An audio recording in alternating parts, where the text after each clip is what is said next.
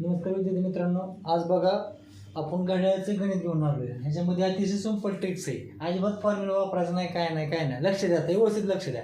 बघा 5:45 वाजता घड्याळातील तास काटा व मिनिट काटा येतील कोण किती. आता किती वाजलेत? 5:45. बघा किती वाजले तिथं? 5:45.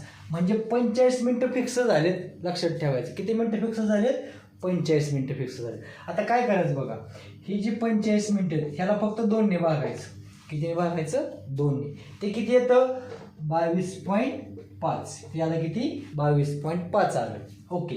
आता बघा घड्याळामध्ये वाजलेत 5:45. 5:45 वाजलेत म्हणल्यावर हा आपला इथं 5:45 झाली, हा 6, इथे किती आलं? 5, इथे किती आलं? 4 आलं आपलं. 4चा पुढं काटा कव्हर झालाय.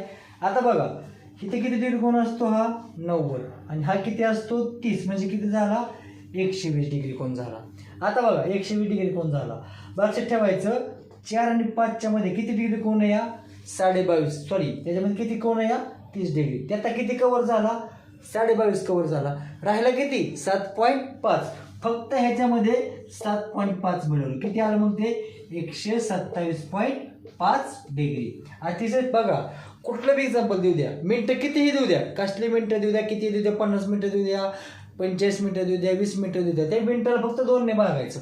2ने भागल्यानंतर हे मिनिट काटायचं काम संपलं. आता यायचं तास काट्याकडे यायचं. त्या दोघांमध्ये किती कोण असतो? 30 डिग्री. लक्षात ठेवायचं. किती कव्हर झाला?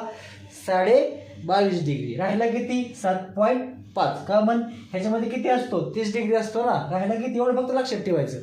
फक्त मिनिट काटायचे, मिनिटं फिक्स करायची. मिनिटं फिक्स केलं की एवढं फक्त कॅल्क्युलेशन करायचं.